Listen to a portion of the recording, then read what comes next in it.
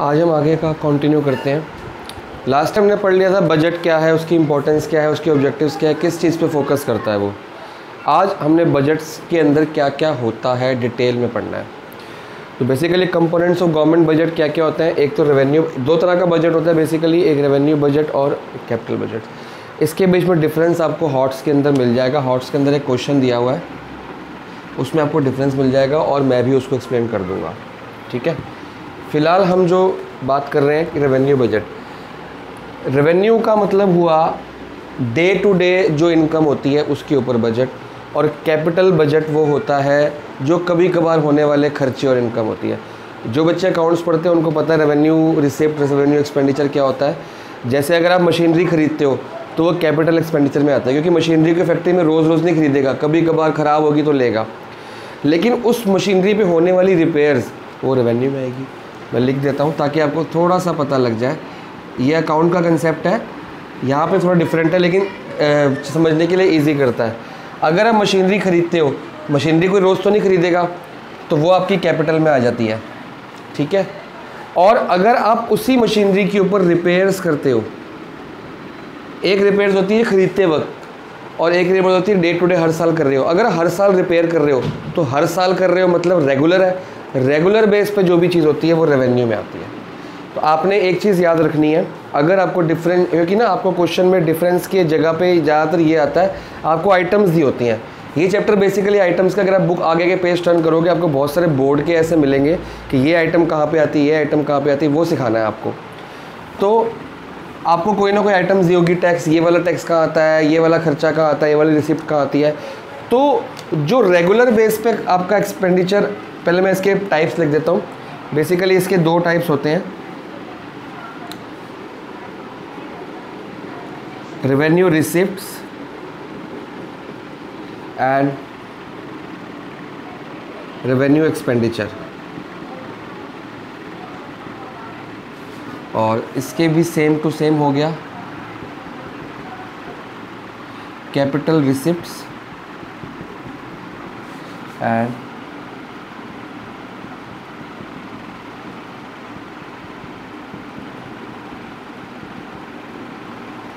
Capital expenditure. अब बात आ रही है कि कैपिटल और रेवेन्यू रिसिप्ट और एक्सपेंडिचर, तो हमने लास्ट टाइम बताया आपको थोड़ा बहुत कि जो पैसा गवर्नमेंट के पास आता है वो रिसिप्ट होगी और जो गवर्नमेंट का खर्चा है वो एक्सपेंडिचर हो गए। अब गवर्नमेंट के पास दो तरह का पैसा आता है, एक रेवेन्यू का पैसा आता है, एक कैपिटल का पैसा आता है। इसी तरह से दो तरह के खर्चे होते हैं, एक रेवेन्यू का खर्चा होता है और एक कैपिटल का खर्चा होता है। रेवेन्यू जब भी वर्ड आएगा इसका मतलब होता है रेगुलर बेस वाले जो खर्चे होते हैं और रेगुलर बेसिस पे डे टू डे या डे टू डे वाले एक्सपेंसेस या कमाइयाँ, या आपकी मंथली भी आ जाती है इसके अंदर, मंथली इनकम एंड एक्सपेंडिचर, या ईयरली भी कर सकते हो आप। ईयरली मतलब हर साल होने वाले, रिपीट होने वाले हैं, जो रेगुलर बेसिस पे हैं, जो रिपीट होंगे बार बार, रिपीटेड बेसिस पे या रेगुलर बेस पे जो भी खर्चे या जो भी एक्सपेंडिचर आने वाले हैं वो आप रेवेन्यू रिसिप्ट अगर आ रहा है, रेवेन्यू एक्सपेंडिचर मतलब खर्चा हो रहा है, ये आपके रेगुलर बेस पे नहीं होंगे, ये कभी कभार वाले बेस पे होते हैं। जैसे अभी मैं एग्जांपल दूंगा तो चीज़ें आपको और क्लियर हो जाएंगी। इसमें आपके एसेट्स एंड लायबिलिटीज़, बड़े बड़े एसेट्स आ जाएंगे। अगर आप एसेट्स खरीदते हो, एसेट्स मतलब रोड बना ली, पुल बना लिया, बहुत बड़ी फैक्ट्री खरीद ली, कुछ भी, तो वो रेगुलर बेस पे नहीं होता, वो कभी कभार होता है, बहुत मोटा खर्चा, बहुत ज़्यादा खर्चा, एसेट्स। या इसमें लायबिलिटीज़ की जगह हम लिखेंगे लोन्स, बहुत बड़े बड़े लॉन्ग टर्म के लोन्स होते हैं, छोटे मोटे तो यहाँ पे आ जाएंगे रेगुलर बेस पे, लोन्स या बोरोइंग्स हो गई आपकी। ठीक है ना, तो एसेट जब आप खरीदोगे तो खर्चा हो रहा है तो एक्सपेंडिचर में जाएगा, लोन या बोरोइंग मतलब पैसा आ रहा है तो रिसिप्ट में जाएगा। अभी इसको जितना समझ आ रहा है मोटा मोटा आप बात पकड़ लो कि ये रेगुलर बेस पे है और ये कभी कभार वाले बहुत बड़े बड़े खर्चे हैं। जो खर्चा कभी कभार होता है वो बड़े बड़े बेस पे होता है। फॉर एग्जांपल मैं आपको छोटा सा एग्जांपल देता हूँ। आपने गाड़ी खरीदनी है, आप रोज़ तो नहीं हर महीने गाड़ी खरीद रहे, हर साल गाड़ी खरीद रहे, कभी कभार 4-5 साल 3-4 साल में आप गाड़ी खरीदोगे, वो आपका इसके अंदर आ जाएगा कैपिटल एक्सपेंडिचर। अब आपने गाड़ी खरीद ली, उसकी सर्विसिंग कौन कराएगा? हर 3 महीने, 2 महीने, 6 महीने में सर्विस रेगुलर बेस पे होगी। सर्विस तो होनी रेगुलर बेस पे, वो यहाँ पे आ जाएगा। आप स्कूल की फ़ीस देते हो, ट्यूशन की फ़ीस देते हो रेगुलर बेस पे, यहाँ पे आ जाएगा। स्कूल में जो एडमिशन कराओगे वो यहाँ पे आ जाएगा। एडमिशन तो एक ही बार कराओगे ना, या अपनी लाइफ में 2 बार करा लोगे मैक्सिमम। कॉलेज का एडमिशन एक ही बार कराओगे, हर ईयर तो नहीं एडमिशन कराते ना। वो उसका जो खर्चा, डोनेशन वगैरह जो भी दी जाएगी वो यहाँ पे आ जाएगी। तो इस तरह से आपको देखना है, जो कभी कभार वाले मोटे मोटे बड़े बड़े खर्चे और बड़े बड़ी लाइबिलिटीज़ या लोन्स वगैरह होते हैं वो यहाँ पे आएंगे आपके, और रिसिप्ट यहाँ पे आएंगे, सॉरी रेवेन्यू के यहाँ पे। अब ये तो हुआ आपका रेवेन्यू बजट और कैपिटल बजट। हम जो बजट को डिवाइड करते हैं, हम रेवेन्यू बजट और कैपिटल बजट में नहीं करते, हम बजट को डिवाइड करते हैं budget receipt and budget expenditure. मतलब हम यहाँ पे रिसिप्ट डाल देंगे और यहाँ पे एक्सपेंडिचर। तो ये जो रिसिप्ट और ये वाली रिसिप्ट यहाँ पे आ जाएगी। थोड़ा सा इसको मैं चेंज करता हूँ, पॉज करते हैं, थोड़ा सा चेंज करते हैं ताकि आपको पता लगे कि हमें करने क्या वाला हूँ। उससे क्या होता है कि पढ़ने बुक में भी ऐसे ही दिया और पढ़ना भी इजी होता है, क्योंकि हम रेवेन्यू इकट्ठा ना पढ़ के रिसिप्ट इकट्ठा पढ़ेंगे और एक्सपेंडिचर इकट्ठा पढ़ेंगे। तो स्टार्ट करते हैं। अब मैंने थोड़ा सा चेंज कर दिया, यहाँ पे रेवेन्यू बजट और कैपिटल बजट की जगह बजट रिसिप्ट और बजट एक्सपेंडिचर कर दिया कि रिसिप्ट इकट्ठी पढ़ लेते हैं। तो जो कैपिटल रिसिप्ट यहाँ पे थी वो यहाँ पे आ गई है, और रेवेन्यू एक्सपेंडिचर जो यहाँ पे था रेवेन्यू वाले कॉलम से उठ के एक्सपेंडिचर वाले कॉलम में। पहले जो डिवाइड किया था रेवेन्यू एंड कैपिटल बेस पे किया था, अब जो हम डिवाइड करे हैं वो डिवाइड रिसिप्ट एंड एक्सपेंडिचर के बेस पे की है। ठीक है, तो इससे क्या हो रहा है, आपको थोड़ा सा समझने में ईजी हो जाएगा और कंपैरिजन ईजी हो जाता है। तो आज की क्लास में हम ये वाला टॉपिक डिस्कस नहीं करेंगे, जो गवर्नमेंट के खर्चे हैं वो डिस्कस नहीं करेंगे। आज की क्लास का हमारा टॉपिक है ये कि revenue receipt and capital receipt का फ़र्क क्या है और इसमें कौन सी आइटम आती है। अब मैंने आपको बताया रेवेन्यू वर्ड का मतलब ये होता है डे टू डे वाला, रेगुलर बेस पे। तो वो रिसिप्ट जो गवर्नमेंट को डे टू डे चीज़ों से मिलती है वो आती है रिसिप्ट। अब गवर्नमेंट को रिसिप्ट क्या मिलती है, गवर्नमेंट का पैसा कहाँ से आता है? गवर्नमेंट के पास 2 तरह से पैसा आता है। एक काम करते हैं, इसको आप बना लो, क्योंकि आपकी बुक में ये नहीं, जो पिछला वाला फ्लो चार्ट था वो भी आपकी बुक में नहीं है, वो आपको बनाना है, क्योंकि एग्जाम में क्वेश्चन आएगा कि कंपोनेंट्स ऑफ बजट। तो आप ये नहीं लिखोगे, आप रेवेन्यू बजट और कैपिटल बजट, यहाँ पे revenue receipt, revenue expenditure, capital receipt जो पिछला वाला था वो लिखोगे उस आंसर में। और अगर आपको रिसिप्ट एंड एक्सपेंडिचर के बेस पे आता है तो आप ये वाला फ्लो चार्ट बनाओगे। तो फिलहाल इसको बना लो, फिर मैं आपको दूसरा बना के दिखाता हूँ। Flow charts are very important answer को अट्रैक्टिव बनाने के लिए और एक्स्ट्रा मार्क्स लेने के लिए प्रेजेंटेशन होती है। अब इसको देखेंगे ध्यान से। बजट, अभी मैंने खाली ये वाला कॉलम जो रिसिप्ट वाला कॉलम है वो बनाया है। बजट रिसिप्ट होती है 2 तरह की, रेवेन्यू रिसिप्ट, रेवेन्यू का मतलब day to day regular base पे आने वाला पैसा गवर्नमेंट को, और कैपिटल कभी कभार आने वाला पैसा। तो इसका फ़र्क क्या है, जो रेवेन्यू वाला रिसिप्ट होती है ना वो रेगुलर बेस पे पैसा आ रहा है, रेगुलर इनकम है गवर्नमेंट की। तो इसमें गवर्नमेंट का कोई नाइदर एसेट बनता है, कोई एसेट नहीं खरीदा गवर्नमेंट ने, और नॉर लायबिलिटी, कोई गवर्नमेंट के ऊपर लायबिलिटी मतलब कोई लोन, कोई बोरिंग, कोई कर्जा नहीं हो। लायबिलिटी मतलब देनदारी, मतलब कर्जा। तो ये उस तरह का पैसा है जिससे गवर्नमेंट को कोई ना एसेट खरीद रही है ना लायबिलिटी खरीद रही है, ना एसेट आ रहा है ना लायबिलिटी आ रही है, ना जा रहा है। ठीक है, एसेट और लायबिलिटी इसमें नहीं होती, बट इसमें एसेट और लायबिलिटी होती है।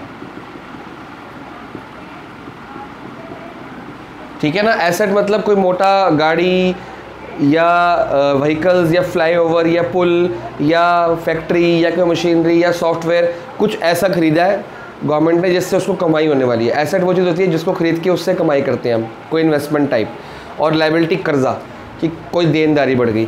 इसमें आपकी गवर्नमेंट की एसेट्स एंड लायबिलिटीज़ इंक्लूड होती है, इससे एसेट्स एंड लायबिलिटी अफेक्ट होती है। अब गवर्नमेंट को ऐसे कौन से पैसे हैं जो रेगुलर बेस पे आते हैं? गवर्नमेंट को जो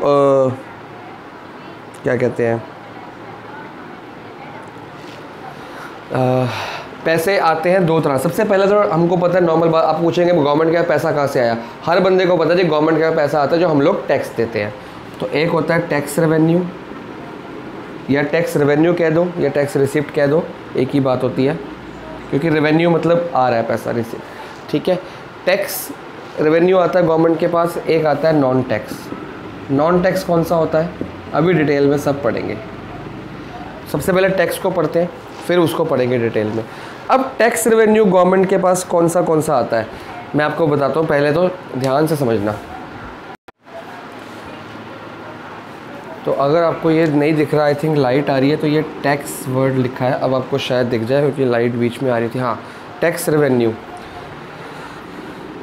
टैक्स रेवेन्यू, टैक्स आ रहा है। अब टैक्स कितने तरह के आते हैं? टैक्स बेसिकली दो तरह के आते हैं, एक आता है डायरेक्ट टैक्स और एक आता है इनडायरेक्ट टैक्स। गवर्नमेंट के पास दो तरह का टैक्स आता है, ये हम पहले चैप्टरों के अंदर भी पढ़ चुके हैं, इंडियन इकोनॉमी के अंदर, और जो बैंक वाला चैप्टर था उसके अंदर भी, मनी बैंकिंग में। डायरेक्ट टैक्स क्या होता है? डायरेक्ट टैक्स जो आप गवर्नमेंट को जाके खुद पे करते हो, या आप ऑनलाइन पे करोगे, या बैंक में पे करोगे, या गवर्नमेंट ऑफिस जाके आप पे करोगे। जैसे इसके अंदर वो सारे, देखो टैक्स एक लायबिलिटी है, लायबिलिटी मतलब गवर्नमेंट के लिए, हमारे लिए हमको पे करना ही पड़ता है। हम ये नहीं कह सकते जी हम इस देश के सिटीज़न हैं, हम टैक्स नहीं पे करेंगे। तो गवर्नमेंट आपको फ़ाइन लगाएगी, पेनल्टी लगाएगी, आपको जेल में डालेगी, जैसे मर्जी करेगी, आपसे टैक्स तो वसूलेगी ही वसूलेगी।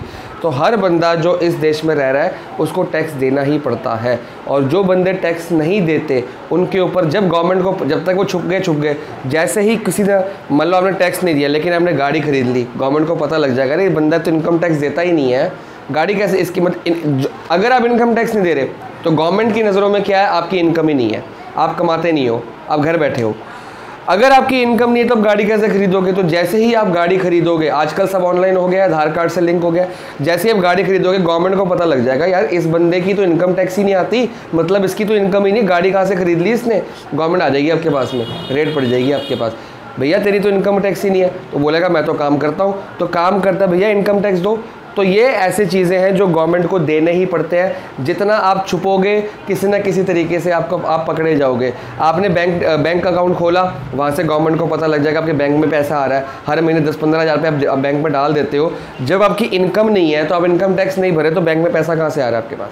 तो गवर्नमेंट आपसे सवाल पूछ सकती है। तो खैर उस डिटेल में नहीं जाते।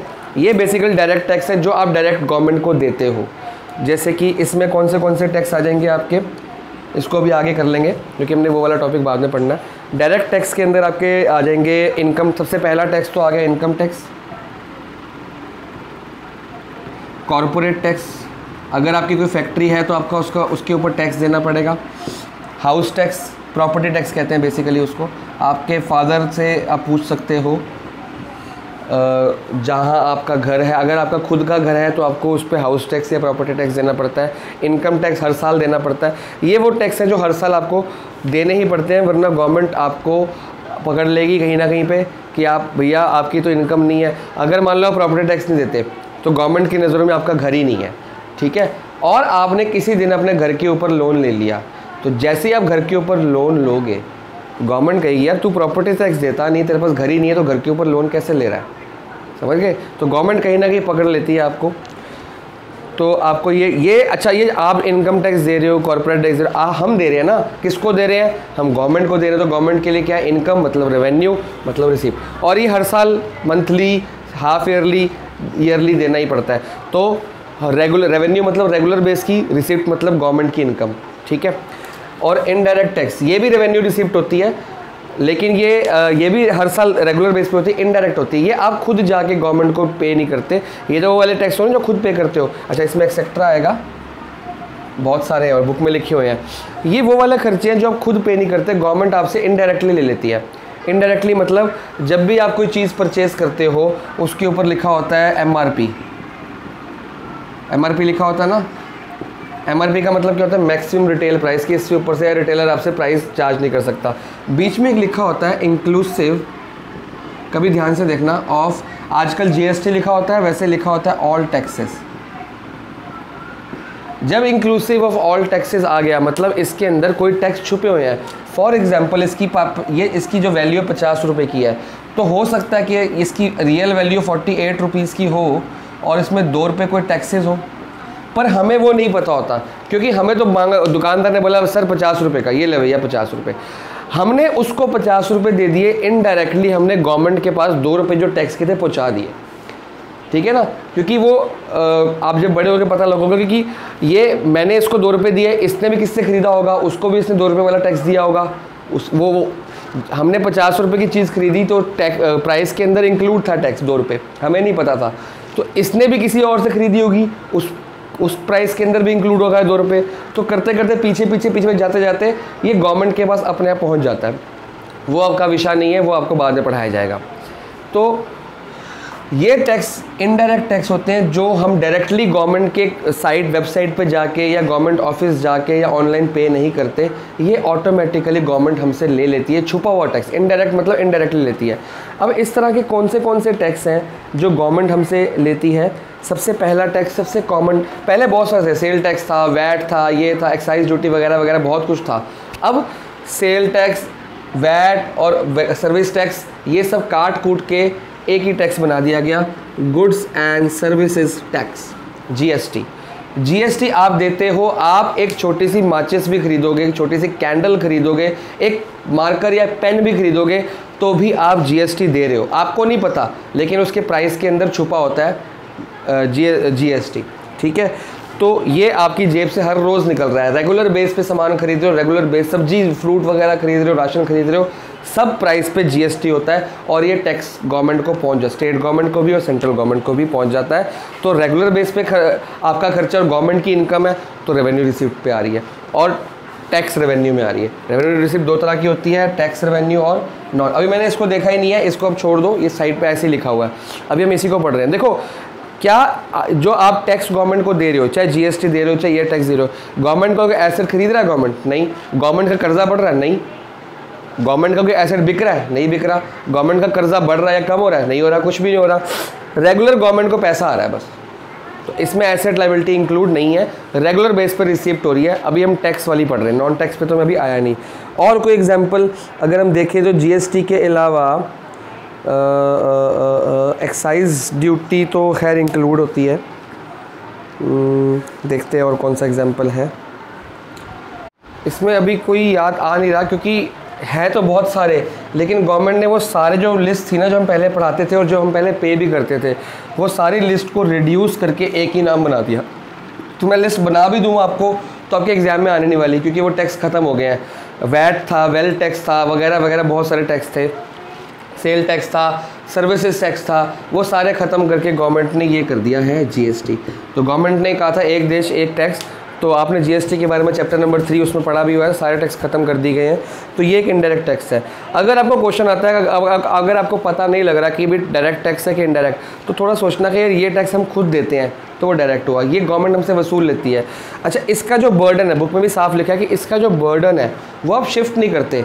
अगर आपके नाम का पैन कार्ड, एक पैन कार्ड एक चीज़ होती है, अगर आपके नाम का पैन कार्ड है तो आप अपना इनकम टैक्स दोगे, आपकी मदर अपना देंगे, फादर अपना देंगे, आपकी वाइफ अपना देंगी, जिनका इनकम का सोर्स है, जिनकी जॉब है या फिर बिजनेस है। ठीक है। कॉर्पोरेट टैक्स, अगर आपकी फैक्ट्री है तो आपको अपना टैक्स देना ही पड़ेगा, मतलब ये आप बर्डन से भाग नहीं सकते। अगर आपका घर अपना है तो आपको हाउस टैक्स या प्रॉपर्टी टैक्स देना ही पड़ेगा, आप इन बर्डन से भाग नहीं सकते, आपको देना ही पड़ेगा।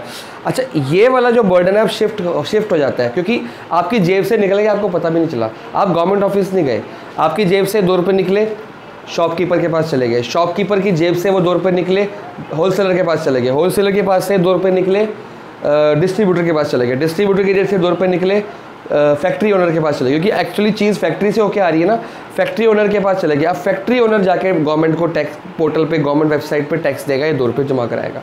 ठीक है ना, तो इसका बर्डन शिफ्ट होता गया शॉपकीपर, डिस्ट्रीब्यूटर, फैक्ट्री ओनर वगैरह वगैरह के ऊपर। और हालांकि फैक्ट्री ओनर भी जमा नहीं कराएगा, फैक्ट्री ओनर ने कोई रॉ मटेरियल खरीदा होगा तो ये जीएसटी वहाँ शिफ्ट होगी रॉ मटेरियल के परचेज प्राइस के अंदर। ये प्राइस के अंदर छुपी हुई चीज़ होती है। तो फैक्ट्री ओनर ने कोई रॉ मटेरियल खरीदा होगा, उस रॉ मटेरियल के अंदर ये 2 रुपये चला गया होगा, उस रॉ मटेरियल वाले ने भी किसी और से खरीदा होगा, तो ये चलता रहता है, ये शिफ्ट होता रहता है। ये आपका इनकम टैक्स आपकी प्रॉपर्टी आपकी फैक्ट्री पे है, ये आपको ही देना है। ठीक है, तो आपको पता लग जाएगा। तो इसको मिटाते हैं, आगे चलते हैं, नॉन टैक्स रेवेन्यू पढ़ते हैं। तो ये हमने पढ़ लिया, इसको टिक कर लेते हैं। And now we are studying this. Non tax revenue वो चीज़ें होती हैं जो गवर्नमेंट के पास आती है। रेवेन्यू मतलब गवर्नमेंट की रिसिप्ट हो रही है, हाँ रिसिप्ट, नॉन टैक्स रेवेन्यू मतलब गवर्नमेंट की रिसिप्ट हो रही है, रेगुलर बेस पे भी हो रही है क्योंकि रेवेन्यू रिसिप्ट है। रेवेन्यू रिसिप्ट के अंदर पढ़ रहे हैं ना, रेगुलर बेस की रिसिप्ट। टैक्स का पढ़ लिया कि डायरेक्ट टैक्स और इनडायरेक्ट टैक्स में पैसा आता है। नॉन टैक्स रेवेन्यू वो है जो टैक्स से अलग है। टैक्स तो रेगुलर बेस पे आ ही रहा है, ऐसे और भी बहुत सारी गवर्नमेंट के पास पैसा आता है जो टैक्स से जुड़ा हुआ नहीं है, जो हम टैक्स की फॉर्म में पे नहीं करते।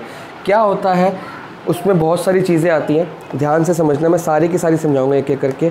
सबसे पहले गवर्नमेंट ने कोई इन्वेस्टमेंट कर रखी है, गवर्नमेंट ने कोई एफडी बना रखी है, गवर्नमेंट ने कोई डिपॉजिट इस देश के बाहर किसी और देश को पैसा दे रखा है, ठीक है ना। मान लो अमेरिका ने इंडिया को या पाकिस्तान को पैसा दिया तो हम लोग उनको ब्याज देते हैं, तो वो अमेरिका की गवर्नमेंट के लिए जो ब्याज है वो उनकी कमाई होगी। इसी तरह मान लो इंडियन गवर्नमेंट ने किसी और गवर्नमेंट को लोन दिया हुआ है, उस लोन पे क्या मिलेगा, इंटरेस्ट। तो इस तरह से गवर्नमेंट ने, अच्छा मान लो गवर्नमेंट ने आरबीआई के पास पैसा जमा करा रखा है तो आरबीआई उनको क्या देगी, इंटरेस्ट देगी। गवर्नमेंट ने जगह जगह किसी कंपनीज के शेयर्स खरीद रखे हैं, उस शेयर्स पे क्या मिलेगा, डिविडेंड मिलेगा। तो इंटरेस्ट एंड डिविडेंड्स जो होते हैं गवर्नमेंट के, ये गवर्नमेंट की कमाई है, रेवेन्यू रिसिप्ट है, बिल्कुल है, रेवेन्यू नेचर की। इंटरेस्ट तो हर महीने आएगा, हर साल आएगा, तो ये गवर्नमेंट की आपकी खुद की कमाई, खुद की पर्सनल कमाई होती है किसी भी सोर्स से। इंटरेस्ट आपका लोन आपने स्टेट गवर्नमेंट को दिया है, आपने बैंक को दिया है, आपने शेयर्स खरीदे हैं, किसी भी प्रकार का आपके पास ब्याज आ रहा है तो वो आपका नॉन टैक्स रेवेन्यू में आ जाएगा, क्योंकि इसका टैक्स से क्या लेने देना, पर ये इनकम तो है और ये रेवेन्यू इनकम भी है। सेकंड आता है प्रॉफिट्स एंड डिविडेंड। अगर गवर्नमेंट ने लोन, देखो इंटरेस्ट किस पे आता है, हमेशा आता है लोन्स पे। अगर गवर्नमेंट ने लोन कोई दिए हुए, लोन लिए नहीं, लोन एडवांस मतलब दिया हुआ है। आप बोलोगे सर लोन तो लेते हैं, इंटरेस्ट देते हैं, लोन लिया नहीं, लोन दिया हुआ है। लोन अगर एडवांस किया, किसी को दिया है, उस पर ब्याज आएगा तो इंटरेस्ट कहते हैं उसको। प्रॉफिट एंड डिविडेंड, जिन बच्चों के कैश फ्लो हो चुकी है उनको पता है प्रॉफिट एंड डिविडेंड क्या होता है। अगर आपने, एक होता है शेयर, मेरी कंपनी के शेयर अगर मैंने किसी को दिए तो मेरे को उसको प्रॉफिट भी देना पड़ेगा, उसको डिविडेंड, शेयर का हिस्सा डिविडेंड देना पड़ेगा।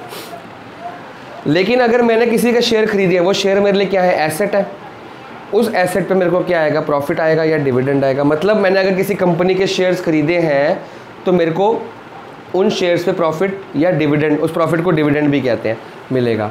तो गवर्नमेंट को होने, अच्छा गवर्नमेंट की अपनी कंपनीज़ भी हैं, गवर्नमेंट पब्लिक अंडरटेकिंग्स जो होती हैं, जो पब्लिक कंपनीज़ होती हैं, पब्लिक कंपनीज़ की कमाई भी तो होगी। तो वो पब्लिक कंपनी की जो कमाइयाँ हो रही है रेगुलर बेस पे, वो प्रॉफिट हो गया, इनकम प्रॉफिट। और डिविडेंड जो गवर्नमेंट ने कोई शेयर्स या डिबेंचर्स, या वो डिबेंचर पे तो खैर इंटरेस्ट आता है, शेयर्स, प्रेफरेंस शेयर्स वगैरह वगैरह कुछ खरीदो, उस पर होने वाला, शेयर के ऊपर होने वाला प्रॉफिट होता है डिविडेंड। और शेयर क्या होता है ये आपको अकाउंट्स में पढ़ाया जाएगा। तो शेयर दो तरह के होते हैं, अगर मेरी कंपनी का शेयर है तो वो मेरी लाइबिलिटी है, वो लाइबिलिटी साइड पर दिखाते हैं बैलेंस शीट में। अगर मैंने किसी और कंपनी के शेयर खरीदे हैं तो मेरे लिए वो एसेट होता है। तो अकाउंट्स वाले बच्चों के लिए थोड़ा सा बेनिफिट है, और जिन्होंने कैश फ्लो खासकर पढ़ ली उनके ज़्यादा बेनिफिट है। पर आप डिटेल में मत जाओ, आप समझ लो गवर्नमेंट की कमाई है ये इंटरेस्ट है जो ब्याज मिल रहा है, और ये खुद की कमाई है, कहीं पे पैसा लगाया होगा उसकी कमाई है, मतलब खुद की कंपनी होगी, खुद की फैक्ट्री होगी, government factory, government company, public company, उनकी कमाई है। पब्लिक हॉस्पिटल हो गया, पब्लिक स्कूल हो गया, किसी भी तरह का पब्लिक कंपनी फैक्ट्री होगी, तो ये आपको मिलता है, ये लोन्स पे मिलता है। और जो प्रॉफिट और डिविडेंड वगैरह वगैरह मिलता है ये आपकी खुद की कंपनीज़ और शेयर्स पे मिलता है, ठीक है ना। गवर्नमेंट की कंपनी होती है, गवर्नमेंट का बिजनेस होता है, उसमें मिलता है। तो ये नॉन टैक्स रेवेन्यू में आएगा। ऑब्वियसली इसमें इसका टैक्स से कोई लेना देना नहीं है, भाई गवर्नमेंट कंपनी है तो कमाई तो करेगी, बिजनेस तो करेगी। फीस, गवर्नमेंट फीस लेती है, कोई ना कोई सर्विस आपको दे रही है। जैसे गवर्नमेंट रेगुलर बेस पे, इसको मैं फ़ीस की जगह ना फॉर्म्स एंड फीस लिख देता हूँ, तो आप भी बुक में फॉर्म्स एंड फीस कर सकते हो। देखो गवर्नमेंट जगह तरह तरह के एंट्रेंस एग्ज़ाम एजुकेशन के लेती रहती है, कभी कभी रेलवे के एग्ज़ाम हो रहे हैं, कभी आपका इलेक्ट्रिसिटी के एग्ज़ाम हो रहे हैं, कभी किसी गवर्नमेंट की जो नौकरियां हैं उनकी वैकेंसी के एग्ज़ाम हो रहे हैं, कभी बैंक्स के एग्ज़ाम हो रहे हैं। तो जब आप बैंक्स के या रेलवेज़ के एग्ज़ाम देने जाओगे आपको एक फ़ॉर्म ख़रीदना पड़ता है, 100 रुपये, 200 रुपये, 50 रुपये, तो लाखों रुपए वो फॉर्म खरीदते हैं। अब मान लो IAS ऑफिसर बनना है, IPS ऑफिसर बनना है, तो आपको स्टेट गवर्नमेंट के बोर्ड भी होते हैं, तो जगह जगह के गवर्नमेंट एग्ज़ाम्स जो होते हैं उसके फॉर्म आप खरीदोगे। जब उसके फॉर्म खरीदोगे आपको फ़ी देनी पड़ेगी, तो वो पैसा अब एक मान लो एक 50 रुपये का फॉर्म है, क्या होता है 50 रुपये, लेकिन यही 50 रुपये का फॉर्म अगर इंडिया में 10 लाख लोग खरीद लें, क्योंकि इंडिया में करोड़ों की तादाद है और 10 लाखों की, तो 10 लाख मैंने बहुत कम लिखा है, 50-60 लाख खरीदते हैं, तो 10 लाख खरीदेंगे तो ये कितना हो गया, 500 लाख। 500 लाख मतलब 5 जीरो ये 2 जीरो ये 5 करोड़ रुपए हो गए बैठे बैठे। 50-50 रुपए के फॉर्म देके गवर्नमेंट को 5 करोड़ मिल गए। तो इस तरह के फॉर्म्स और फ़ी गवर्नमेंट आपको जगह जगह, मान लो एक हॉस्पिटल जाते हो, गवर्नमेंट हॉस्पिटल में कोई चार्जेस नहीं लगते, लेकिन आपको किसी जगह पे कोई टेस्ट कराना है, कुछ कराना, एक नॉमिनल सी फ़ी रखी हुई है, वो फ़ी आप दे दोगे 30-40 रुपए की। तो इस तरह कई बार रजिस्ट्रेशन फ़ी है, मान लो आपने घर खरीदा वो आपका घर है, लेकिन आपको गवर्नमेंट पर रजिस्टर करना पड़ता है कि हमारा घर है, उसके लिए एक फ़ी लगती है। आपने कोर्ट में केस करना है तो कोर्ट फ़ी लगती है आपकी। छोटी छोटी फ़ीस होती हैं जो गवर्नमेंट आपसे लेती है और आपको देनी पड़ती है, क्योंकि अगर आपको वो फॉर्म या फ़ी नहीं दोगे तो आप रजिस्टर नहीं कर पाओगे।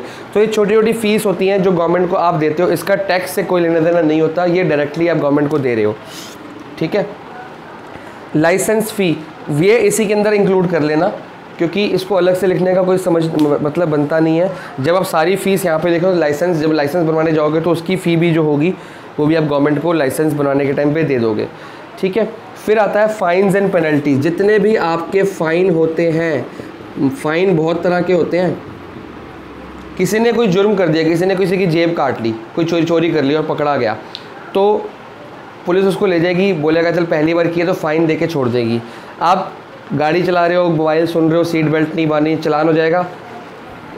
जितने भी आपके चलान फ़ाइन पुलिस को देते हो आप, वो सारे के सारे यहाँ पे। इवन पुलिस को नहीं, आपके का बिजली वाले आ गए और छापा डाल दिया कि अभी आपका मीटर में सेटिंग कर रखी है, या आपने बहुत दिन से बिल 1 साल हो गया बिल नहीं भरा, तो वो फ़ाइन पेनल्टी जो उस पर जुड़ता जा रहा वो सारा यहाँ पे आ गया। सारा गवर्नमेंट को जाना ना, तो जितने लोगों के फ़ाइन पेनल्टी बिजली पे, रेलवे पे, किसी ना किसी चीज़ पे होते हैं, ट्रैफिक पे, पुलिस पे, वो सारे फ़ाइन पेनल्टी वो गवर्नमेंट के पास जाते हैं। तो वो नॉन टैक्स रेवेन्यू है और वो रेगुलर बेस पर जाते हैं, क्योंकि रेगुलर बहुत सारे लोगों के चलान हो रहे हैं डेली। तो रेवेन्यू रिसिप्ट मतलब रेगुलर बेस वाली रिसिप्ट, और नॉन टैक्स इसका टैक्स से कोई लेना देना नहीं है। तो रेगुलर गवर्नमेंट की रिसिप्ट्स हैं, गवर्नमेंट के पास पहुंच जाती हैं। इसके बाद इस शीट्स आता है। इस शीट्स आप लोग ने ध्यान से पढ़ना है, बहुत इंपॉर्टेंट है ये, क्योंकि ये ज़्यादातर पूछ लिया जाता है। और ये कुछ नहीं होता, नाम बड़ा सा टेढ़ा सा है, पहली बार सुनने वाला है। अगर कोई बंदा है,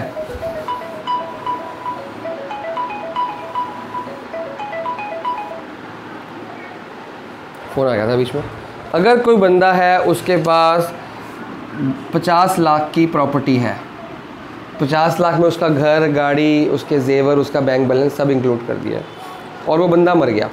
जब कोई बंदा मरता है तो वो उसका पैसा उसके नॉमिनी को जाता है, उसका पैसा उसके नॉमिनी को जाता है। आपके फादर के या आपके खुद के अगर बैंक अकाउंट्स होंगे तो वहाँ पे नॉमिनी होगा भी, अगर इन केस ऑफ डेथ तो ये पैसा उसके नॉमिनी मतलब आपके किसी रिश्तेदार को, बेटे को, भाई को, वाइफ को, किसी को मिल जाए।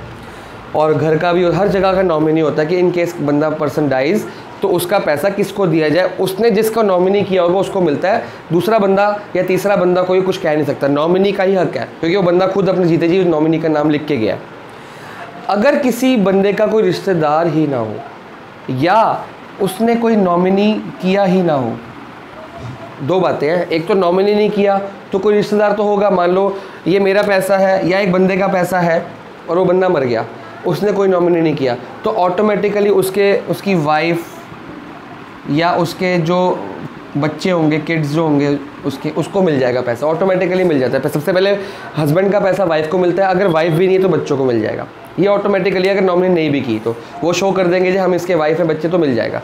लेकिन अगर किसी बंदे की नॉमिनी भी नहीं है और वाइफ भी नहीं है, बच्चा भी नहीं है, बंदा अकेला था और उसके पास प्रॉपर्टी थी और मर गया, तो ये सारा पैसा गवर्नमेंट के पास चला जाता है। इसे कहते हैं एशीट्स, ठीक है। अगर कोई बंदा मरता है, उसका कोई सगा संबंधी, नॉमिनी, रिश्तेदार कोई नहीं मिलता, तो उसकी प्रॉपर्टी का पैसा सब कुछ गवर्नमेंट के पास चला जाता है, उसे कहते हैं एशीट्स। और बहुत सारे तरह के गवर्नमेंट को गिफ्ट्स मिलते हैं। मोदी जी बाहर घूमने जाते हैं तो कभी उनको कुछ मिलता है, कभी उनको कुछ मिलता है, फिर वो उसको ऑक्शन करते हैं ना उसका ऑक्शन, उस ऑक्शन से लोगों की समाज की भलाई का भी काम करते हैं जो पैसा आता है। तो पेशी उन्होंने सूट का किया था, एक तलवार का किया था, और जो भी उनको गिफ्ट्स मिलते हैं सारा उन्होंने एक वो गैलरी लगाई थी और उसमें उन्होंने म्यूज़ियम में डिस्प्ले किया था। लोग आए, करोड़ों में बिका सामान, तो वो करोड़ों रुपए उन्होंने पहले ही बोल दिया था कि ये पैसा मोदी जी अपने जेब में डालेंगे, ये लोगों की भलाई के लिए किसी उस चैरिटी के काम के लिए किया जाएगा। और भी गवर्नमेंट को कई तरह के गिफ्ट्स एंड ग्रांट्स पैसा मिलता है, जैसे समटाइम्स फॉरेन गवर्नमेंट से गिफ्ट मिलता है अगर आप बाहर घूमने जाते हो, मतलब आपकी प्राइम मिनिस्टर या कोई भी है, क्या कहते हैं उसको, फॉरेन मिनिस्टर आपकी जो होती है या होता है बाहर जाता है, तो जब वो आप किसी की देश में जा रहे हो एज अ गेस्ट तो आपको वार्म वेलकम करता है, वो गिफ्ट देता है। तो वो गिफ्ट पैसों में नहीं होता, वो किसी तरह का गिफ्ट होता है, तो वो गवर्नमेंट का गिफ्ट माना जाएगा, वो आपका पर्सनल गिफ्ट नहीं माना जाएगा। Such gifts are not fix source of revenue and are generally received during national crisis such as war, flood etcetera. For example, मान लो कि अभी जैसे लॉकडाउन हुआ था, कोरोना के चक्कर में लॉकडाउन हुआ, लोगों की जॉब्स चलेगी, लोगों का काम चला गया, इसी तरह से मिलता जुलता आ गया, वॉर हो गया, फ्लड आ गया, पूरी तहस नहस हो गई। अब गवर्नमेंट को पैसा चाहिए तो हम, आपने देखा प्राइम मिनिस्टर रिलीफ फंड में पैसा डालते हैं हम, पीएम रिलीफ फंड, स्पेलिंग पे मत जाना, जल्दी जल्दी है मेरे को, PM relief fund and chief minister relief fund, और भी बहुत सारी चैरिटीज़ इकट्ठी होती है कि आप दान दो, गवर्नमेंट को पैसा दो, गवर्नमेंट उस पैसे को आपके ऊपर खर्चेगी। जिन लॉकडाउन में जिनको पैसा नहीं मिला, जिनको बस काम नहीं मिला, उनको काम देगी। वॉर में पैसे की कमी होती है, गवर्नमेंट को पैसा चाहिए, आप अपनी खुशी से डोनेशन करते हो, वो डोनेशन इन रिलीफ फंड वगैरह पे जाता है और वो लोगों की भलाई के लिए। जब वो जा रहा है तो गवर्नमेंट की इनकम।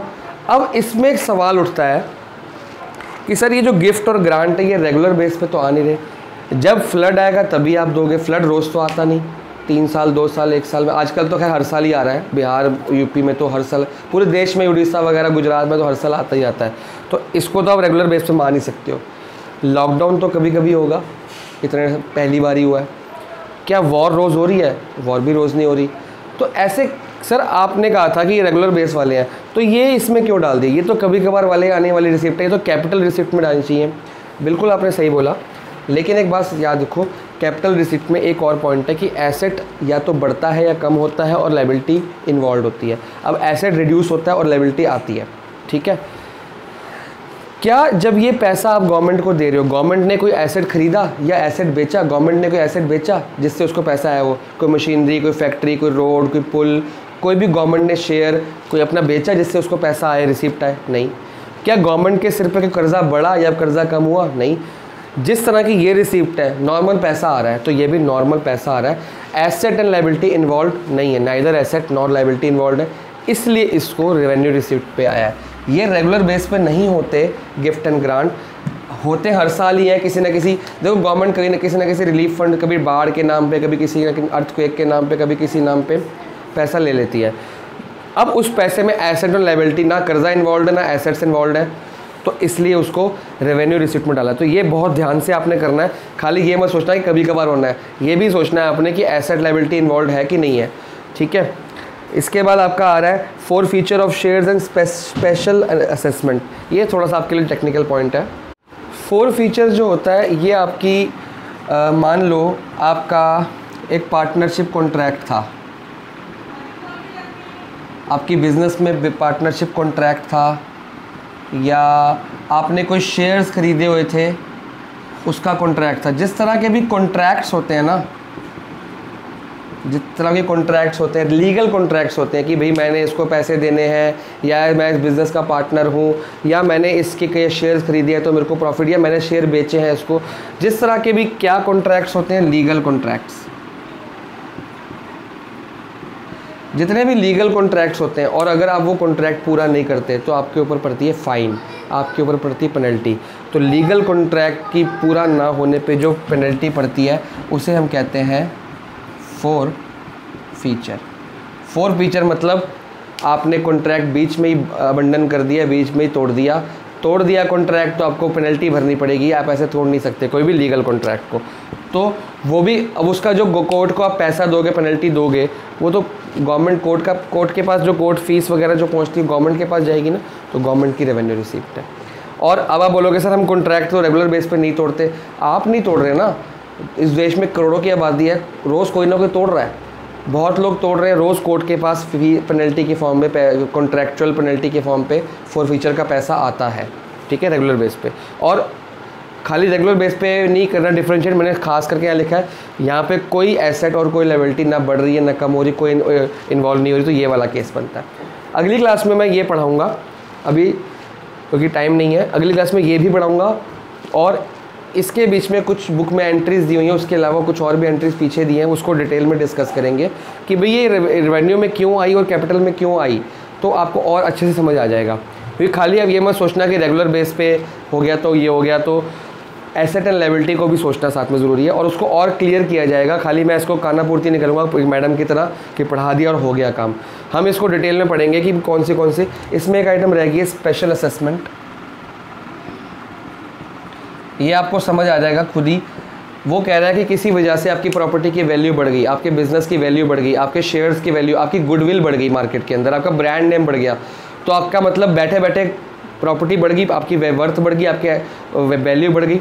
जब आपकी वैल्यू बढ़ गई तो गवर्नमेंट आपसे छोटा सा चार्ज लेती है, भैया आपकी प्रॉपर्टी की, देखो हमेशा प्रॉपर्टी की वैल्यू कम ही होती है, गाड़ी की वैल्यू, मशीनरी, एसेट की वैल्यू कम ही होती है। लेकिन अगर उस एसेट की वैल्यू बढ़ गई, आप बोलोगे सर एसेट कहाँ से आ गया बीच में, एसेट खरीद थोड़ी रहे हो, एसेट बेच थोड़ी रहे हो, मैं तो कह रहा हूँ एसेट के पड़े पड़े वैल्यू बढ़ गई तो गवर्नमेंट आपसे कोई चार्ज लेगी, उस चार्ज को कहा जाता है असेसमेंट।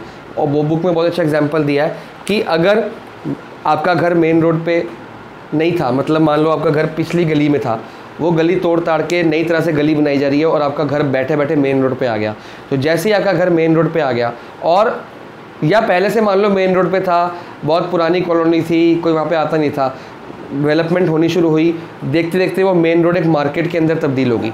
जब वो आपका घर मेन रोड वाला घर मार्केट में आना शुरू हो गया, आपके घर की वैल्यू बढ़ गई, आप वहाँ पे दुकान खोल सकते हो, आप कुछ भी कर सकते हो, वहाँ पे एटीएम की मशीन लगवा सकते हो, तो वो आपको असेसमेंट के तौर पे गवर्नमेंट को कोई खर्चा देना पड़ेगा। अगर आपका घर नॉर्मल जगह पे था, मेट्रो बनी और मेट्रो तोड़ा ताड़ी की, पुल वुल बने, सब कुछ बने, और आपका घर बैठे बैठे आपने कुछ भी नहीं किया, मेट्रो के साथ बिल्कुल नज़दीक में आ गया, तो जब आपका मेट्रो के साथ में आ जाएगा तो आपके घर की वैल्यू ऑटोमेटिकली बढ़ जाएगी। आप वहाँ पे मेट्रो के आसपास कोई दुकान खोल लो, कुछ कर लो, तो इस तरह की जो आपकी प्रॉपर्टी या किसी भी एसेट की वैल्यू बढ़ जाती है। यहाँ पे एसेट की वैल्यू की बात नहीं हो रही है, यहाँ पे एसेट की वैल्यू बढ़ने पे जो आपको गवर्नमेंट चार्ज करती है उस चार्ज की बात हो रही है, उस चार्ज को बोला जाता है असेसमेंट। गवर्नमेंट कुछ आपसे अमाउंट लेती है स्पेशल असेसमेंट के नाम पे कि आपका ये हो गया। तो इसमें एसेट एंड लायबिलिटी का खरीदना है बेचना इन्वॉल्व नहीं है, आपने ना खरीदी ना बेची, ना कर्जा बढ़ा ना कर्जा हुआ, आपने गवर्नमेंट को एक चार्ज दिया, एक पेनल्टी, एक फ़ीस दी, वो असेसमेंट है। ठीक है, अगली बार इसी को, और अभी कैपिटल रिसिप्ट रह गया है, उसको पढ़ाऊंगा डिटेल में और आपको बताऊंगा कि रेवेन्यू और कैपिटल रिसिप्ट में फ़र्क क्या होता है। मतलब बहुत सारी एंट्रीज पढ़ेंगे कि ये कहाँ पे आएगा, ये कहाँ पे आएगा, कहाँ पे आएगा, ताकि आपको चीज़ें और ज़्यादा क्लियर हो जाएं।